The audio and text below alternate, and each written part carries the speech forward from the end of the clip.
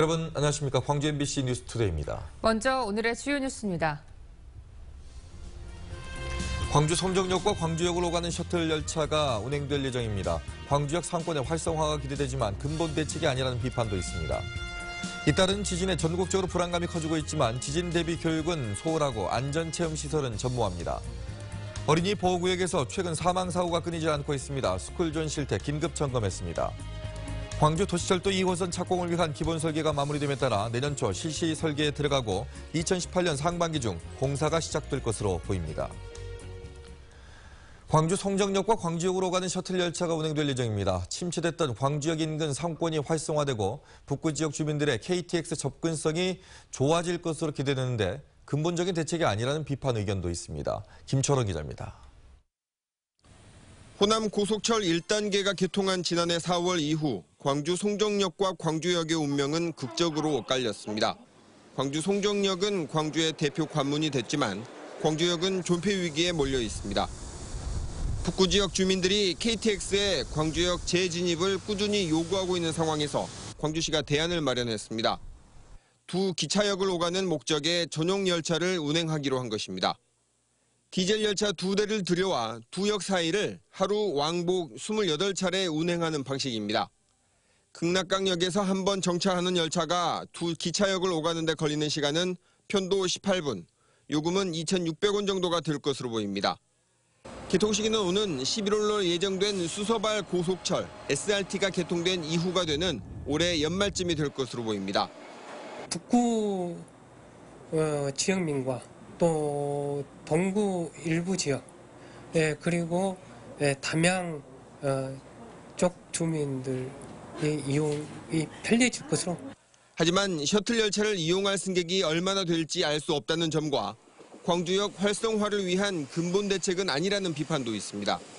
정말 광주역에 KTX가 돌아보지 않는다면은 북구나 동북부가 정말 영원히 쇠퇴돼 버리고 광주가 고루 발전하는데도 저해가 된다고 생각을 하거든요. 광주시는 이번 셔틀 열차 도입을 위한 수요 조사는 따로 하지 않았다고 설명했습니다. 광주역 활성화의 신의 한 수가 될지 아니면 또 하나의 애물단지가 될지는 지켜봐야 할 것으로 보입니다. MBC 뉴스 김철원입니다. 광주 도시철도 2호선 착공을 위한 첫 단추인 기본 설계가 완료됐습니다. 광주시 도시철도 건설본부는 최근 도시철도 2호선 1단계 기본 설계를 마치고 국토부와 총사업비 협의를 시작했다고 밝혔습니다. 기본 설계에 따르면 연장과 선형에는 큰 변화가 없이 지하 깊이가 당초 2.5m에서 4.3m로 깊어졌고 사업비는 예비 타당성 조사 때보다 3,600억 원 증가한 2조 1,000억 원으로 잠정 확정됐습니다. 광주시는 올해 안으로 사업비 협의를 마무리하고 내년 초 실시 설계에 들어가 오는 2018년 상반기에 2호선 1단계 노선부터 우선 착공한다는 계획입니다. 요즘 선선한 바람과 새파란 하늘 덕분에 가을이 실감나실 텐데요. 오늘 일교차는 대비해 주셔야겠습니다. 현재 광주의 아침 기온은 15.9도, 낮 13.6도로 어제보다 조금 낮게 출발하면서 쌀쌀하겠고요. 광주 25도 등 전남 대부분 지역의 낮 기온이 아침보다 10도 이상 크게 오르겠습니다. 면역력 떨어지기 쉬우니까요. 건강관리 신경 쓰셔야겠습니다. 우리 지역 오늘 맑은 하늘 보이다가 오후에는 구름이 많이 끼겠습니다. 온종일 미세먼지 농도는 좋음 단계 유지하겠습니다. 현재 기온입니다. 대부분 지역 15도 안팎으로 출발하겠고요. 영광과 장성이 25도, 담양 24도의 낮 기온 보이겠습니다. 영암 25도 등 전남 대부분 지역 어제와 비슷하겠습니다.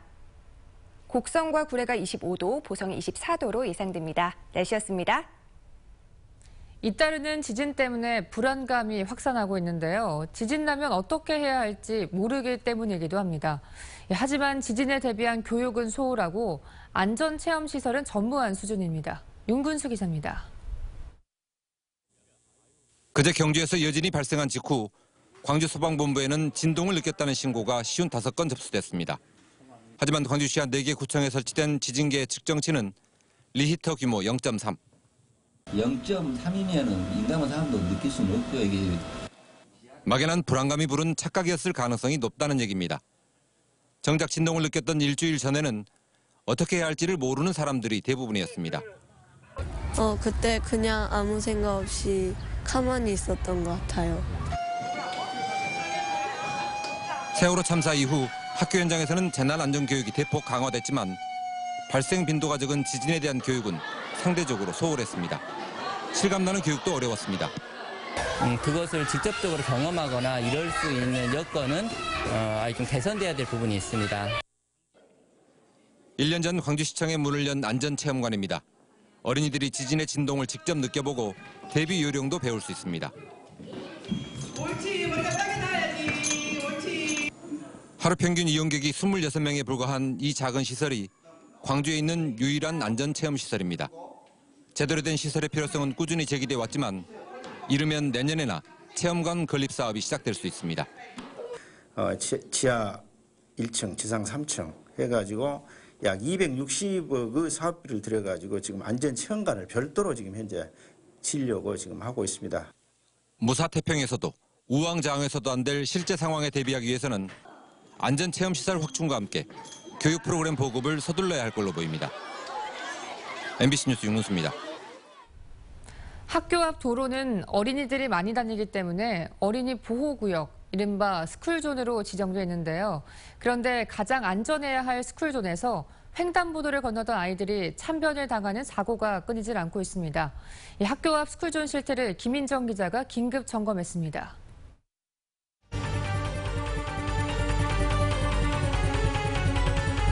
최근 광주에서 연달아 발생한 6살 여자아이와 고3 수험생 사망 교통사고. 모두 스쿨존 횡단보도에서 일어났습니다. 어린이가 안전하게 보호돼야 할 스쿨존에서 왜 이렇게 사고가 잇따를까? 경찰과 함께 직접 스쿨존에 나가봤습니다. 한 초등학교 앞, 불법 주차된 차량들로 비좁은 스쿨존 도로가 빽빽이 들어찼습니다. 다른 학교 앞 스쿨존에 가봐도 불법 주차 실태는 마찬가지입니다. 주차 차량 때문에 생기는 사각지대 때문에 아이들은 학교 앞에서 길 건너기가 무섭습니다. 그 차량가 이렇게 주차가 돼 있어가지고 그것 때문에 지나가는지 안 지나가는지 안 보여요. 그래가지고 북쪽으로 이렇게 지나가가지고 가요. 스쿨존에 주로 오가는 어린아이들은 승용차 높이보다 키가 작은 경우가 많습니다. 그래서 이렇게 갓길 차량 가리면 모습이 전혀 보이지 않게 됩니다. 어제 일어난 참변 역시 스쿨존 횡단보도 바로 앞에 불법 주차된 차량에 6살 아이가 가려지며 발생했습니다. 어린 학생들은 키가 작아서 차량에 많이 가려서 건널 때 사망사고로 이어질 수 있는 그런 위험한 결과를 낳게 될 것 같습니다. 더구나 아이들은 신호등이 바뀌어도 앞만 보고 달리는 경우가 많아 더 위험합니다. 등교 시간과 하교 시간이면 스쿨존에서 계속해서 아슬아슬한 상황이 벌어지는 겁니다. 차량들이 신호 위반을 좀 많이 해요. 학생들은 학교에서부터 또 뛰기 시작해요. 하루에도 이렇게 보면은 놀랄 때가 몇 번씩 놀라고요. 가슴을 철렁철렁 합니다. 최근 3년간 광주와 전남 지역에서 발생한 스쿨존 내 어린이 교통사고는 150여 건. 이로 인한 어린이 부상자 역시 매년 끊이지 않고 발생 중입니다. MBC 뉴스 김인정입니다. 유치원 통학버스 사고가 잇따름에 따라 어린이 통학버스에 대한 전수조사가 실시됩니다. 광주시 교육청은 관내 유치원 202곳과 학원 130곳 등 362개 어린이 통학버스에 대해 이달 말까지 계약 행태와 버스 구조, 운전자 교육 여부 등에 대해 조사할 방침입니다. 또 도로교통안전공단에서 실시하는 안전교육과 별도로 교육청 차원에서 연 2회 안전교육을 정례화하는 등 교육을 강화해 나갈 계획입니다. 정의당 광주시당이 최근 잇따르는 어린이 보호구역, 스쿨존 교통사고에 대해 재발방지 대책 마련을 촉구했습니다. 정의당은 6살 유치원생이 유치원 통학 차량에 부딪혀 숨진 해당 스쿨존은 평소 차량 통행이 많고 불법 주정차가 난무해 위험이 노출돼 있었다며 이번 사고로 많은 주민과 아이들이 불안해하고 있다고 지적했습니다. 한편 광주경찰은 이번 사고를 계기로 신호 위반과 과속 등 스쿨존 내 교통법규 위반 행위를 집중 단속하겠다고 밝혔습니다. 요즘 관광 산업이 신성장 동력으로 부각되면서 도시 재생을 관광으로 접목하기 위해서 일선 시군들이 많은 노력을 기울이고 있습니다. 관광 선진지인 제주도는 원도심 관련 인물과 역사를 도시 재생과 연계해서 관광 활성화를 도모하고 있습니다. 김종태 기자가 현지 취재했습니다. 제주도 서귀포시 동홍동 일대에 조성된 이중섭 문화거리. 천재화가 이중섭이 지난 1951년 피난 당시 1년간 가족과 함께 지냈던 생가를 중심으로 문화예술의 중심지로 탈바꿈했습니다. 침체됐던 원도심에 이중섭 미술관이 들어섰고 화재로 지붕이 소실됐던 영화관은 옛 모습 그대로를 살려 예술 공연장으로 새롭게 복원했습니다. 문화 공간으로 꾸며지자 이중섭 거리에는 다양한 형태의 예술 공방과 카페가 속속 들어섰습니다.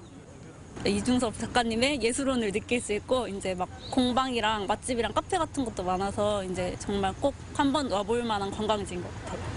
화가 이중섭의 이름만으로도 이곳 이중섭 거리는 이미 유명세를 타고 있습니다. 이화백의 예술혼을 엿보기 위해 제주를 찾은 관광객들이라면 한 번쯤 찾아보는 대표적인 관광지가 됐습니다. 이중섭 거리라는 그 네이밍이 이런 관광 수요를 만든 거고요. 결국에는 이 거리에 새로운 먹거리를 창출을 한 겁니다. 조선시대 제주도 행정 중심지였던 제주 목관화. 제주도는 이곳과 옛 제주성지 인근을 대상으로 원도심 재생 사업에 나서고 있습니다. 목관화를 따라 문화광장을 조성하고 주변 재래시장과 상권 활성화를 통해 관광객 유치에 힘을 쏟고 있습니다. 제주 원도심을 가로지르며 옛 제주 주민의 젖줄이었던 산지천을 생태하천으로 새롭게 복원해 도심의 활력을 불어넣었습니다. 산지천 주변에 주민들이 떠나 빈 건물로 방치됐던 모텔 건물은 멋진 박물관으로 새 옷을 갈아입었습니다. 역사 경관을 만들어서 앞으로 미래 후손들을 위한 대비를 하고 그걸 통해서 매력적인 장소를 만드는 게 지금 주요 관점입니다. 주민들이 떠나 침체됐던 원도심을 관련 인물과 역사 자원을 발굴해 새롭게 꾸미는 제주도의 도시 재생 사업. 단순한 정지 여건 개선을 넘어 새로운 관광 자원화로 지역 경제 활성화를 꾀하는 일석이조의 효과를 노리고 있습니다. MBC 뉴스 김종태입니다. 국민연금공단 광주지역본부는 올해 7월까지 광주 전남 국민연금 임의가입자 수가 14,000여 명으로 전국 가입자 수 대비 5% 비중에 머물고 있다고 밝혔습니다. 공단은 앞으로 임의가입의 장점을 홍보해 국민연금 가입자 수를 늘릴 방침입니다. 임의가입은 주부나 대학생처럼 공식적인 소득이 없어도 본인이 희망하면 국민연금에 가입할 수 있는 상품입니다. 금호타이어 노조는 회사 매각과 관련해서 누가 회사를 인수하든 조합원들의 고용과 생존권을 반드시 보장해야 한다고 촉구했습니다. 노조는 또 해외 매각도 반대하지 않지만 쌍용 자동차의 경영과 같은 먹튀 자본은 인정할 수 없다고 강조했습니다. 한편 산업은행 등 금호타이어 채권단은 매각 주관사를 통해 금호타이어 지분을 공개 입찰 방식으로 매각한다고 공고했습니다.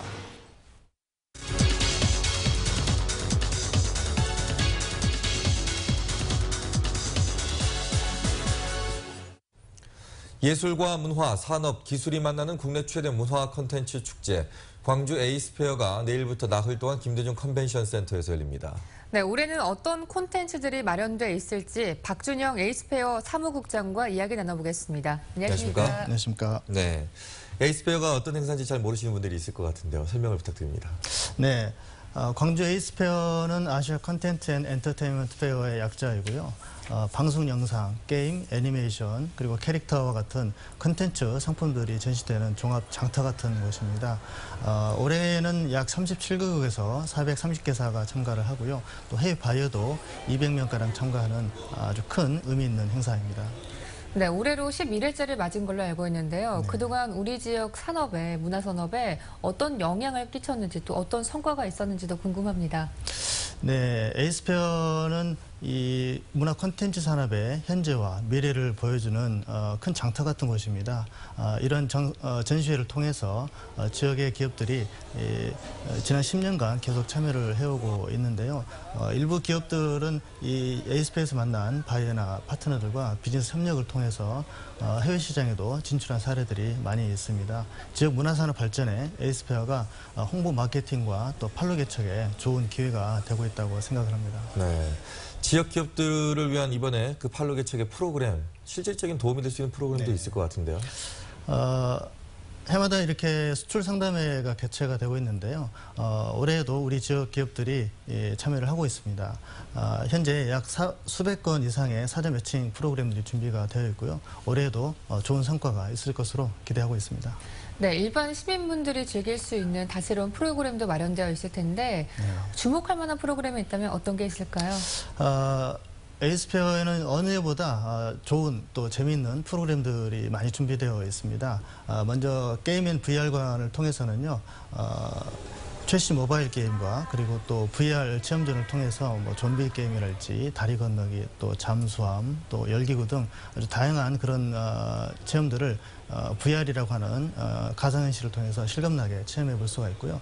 또 스타 BJ 스튜디오에서는 인기 BJ들이 현장에서 생방송을 하기 때문에 평소 온라인에서 만나왔던 BJ들을 현장에서 만나볼 수가 있습니다. 그리고 웹툰 윤태호 작가의 작품들을 볼 수 있는 웹툰 특별전, 그리고 코스프레 페스티벌, 캐릭터 퍼레이드, 키덜트 보드게임 등 아주 다양한 재미있는 프로그램들이 있어서 우리 시민들께서 즐겁게 체험하고 보실 수 있을 것으로 생각하고 있습니다. 네, 내일부터 개막입니다. 관심 있는 분들 많이 좀 가셨으면 하는 바람입니다. 나와주셔서 고맙습니다. 감사합니다. 조선대학교 차기 총장 선거에서 강동원, 민영돈 후보가 1, 2위를 기록했습니다. 어제 실시된 조선대학교 차기 총장 선거에서 강동원 후보가 300만 4표를 얻어 1위, 민영돈 후보가 278표로 2위를 기록했습니다. 총장 후보 추천위원회는 1, 2위 득표자를 총장 후보로 추천했고 조선대 이사회는 오는 20일 면접을 실시한 뒤 16대 총장을 뽑을 예정입니다. 손학규 민주당 전 대표가 강진에서 정치 재개를 공식 선언했습니다. 손 전 대표는 어제 강진 아트홀에서 열린 다산 강좌에서 강진에서 불러일으켜주신 다산의 개혁 정신으로 나라를 구하는 데 자신을 던지겠다고 말했습니다. 또 2년여 동안의 강진 생활을 마치고 이제 떠날 때가 된 것 같다며 앞으로 제가 무엇이 되는지를 보지 말고 제가 무엇을 하는지 지켜봐달라고 당부했습니다. 전국 농민의 총연맹은 AT 한국농수산식품유통공사 앞에서 광주 전남 농민대회를 열어 미국 쌀 팔아주자고 우리 농민들 등에 비수를 꽂는 정부의 쌀 수입 계획을 반대한다고 밝혔습니다. 농민들은 쌀값 폭락의 주범인 쌀 수입을 중단하지 않는다면 정권 퇴진 운동을 이어가겠다고 압박했습니다. 한편 성난 농민들이 쌀 가마니를 태우는 과정에서 경찰과 몸싸움이 벌어지기도 했습니다.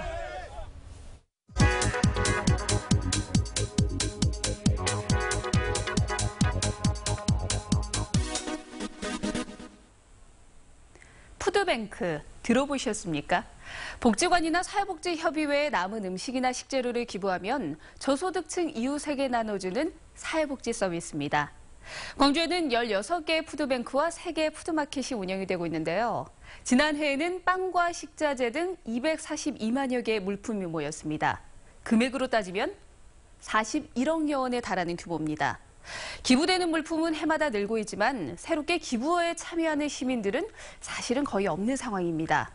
지난 2014년 520명이었던 기부자가 지난해에는 510명으로 오히려 이렇게 줄어들었습니다. 또한 기부자 대다수가 빵집을 운영하는 등 개인 사업자다 보니까요. 기부하는 물품 종류가 단조롭다는 문제를 안고 있습니다. 기업체가 적은 지역 특성상 활발한 기부를 위해선 많은 시민들의 참여가 필요하다고 합니다. 요즘은 잉여식품은 물론이고 생활용품도 소규모로 받는다고 하니까요. 일상 속의 이웃사랑 실천해 보시는 건 어떨까요? 카드뉴스였습니다.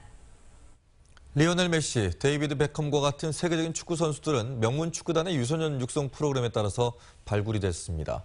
시민구단 광주FC도 유소년 팀을 지원하고 있는데요. 최근 전국대회에서 좋은 성적을 거두고 있습니다. 박재욱 기자입니다. 축구의 신 리오넬 메시, 프리킥의 마법사 데이비드 베컴, FC 바르셀로나 맨체스터 유나이티드는 유소년 육성 프로그램을 통해 선수들을 발굴해 세계적인 명문 축구 클럽으로 도약했습니다. 지난 2011년 광주FC 15세 이하 유소년 팀으로 지정된 광주 광덕중학교 축구팀. 유니폼과 훈련 장비 등 연간 4억 원가량을 지원받고 있습니다. 선수들이 어렸을 때부터 어떤 꿈을 키우는데 좋은 환경에서 이렇게 운동할 수 있는 그런 여건을 갖춰진 것 같아요. 최근 끝난 전국대회에서는 지역연부 우승까지 차지해 사기가 한층 높아졌습니다. 축구 국가대표가 되고 싶고요. 그다음 메시가 뛰는 스페인 그런 데 구장에서 경기 뛰고 싶어요. 넉넉치 않는 살림의 광주FC는 광덕중과 금호고 등 초등학교와 중고등학교 유소년 팀에 연간 10억 원을 지원하고 있습니다. 이 프로그램에 의해 발굴된 오도연, 조주용 선수는 이미 광주FC에서 뛰고 있습니다. 유소년 팀 육성은 팬 확보와 선수 이적료 수입과도 직결되기 때문에 소홀히 할 수 없습니다. 광주 시민에게도 뭐 이렇게 광주FC라는 그런 지역 구단이 있으면서 광주 시민의 뭐 자긍심도 뭐 올릴 수 있고, 그다음에 또 광주 자체에 뭐 이렇게 프랜차이즈 스타를 만들어서 광주FC 지원 아래 성장 중인 유소년 팀의 활약에 광주 축구의 미래가 기대됩니다. MBC 뉴스 박재욱입니다. 빛가람 에너지밸리 성공을 이끌 전문 아카데미 과정이 개설됐습니다. 동신대학교는 에너지밸리 조성에 중추적인 역할을 수행하고 있는 전문가 그룹을 위해 에너지밸리 기술사업화정책 최고위 과정을 개설하고 첫 입학식을 가졌습니다. 최고위 과정에는 관련 분야 국내 전명인사와 에너지 공기업 전문가 등이 참여해서 에너지 관련 정책과 기술 사업화 등에 대해서 집중 교육을 실시할 예정입니다. 청소년 보호관찰학교인 광주 고룡정보산업학교에 빛가람 전기교실이 문을 엽니다. 한국전력은 광주지검과 소년 선도 보호 대상자와 보호관찰 대상자의 선도와 범죄 예방을 위한 협약을 맺어 고룡정보산업학교에 빛가람 전기교실을 개설하기로 했습니다. 빛가람 전기교실은 소년원생들의 전기기능사 자격증 취득과 대학 진학, 취업 등을 지원할 예정입니다.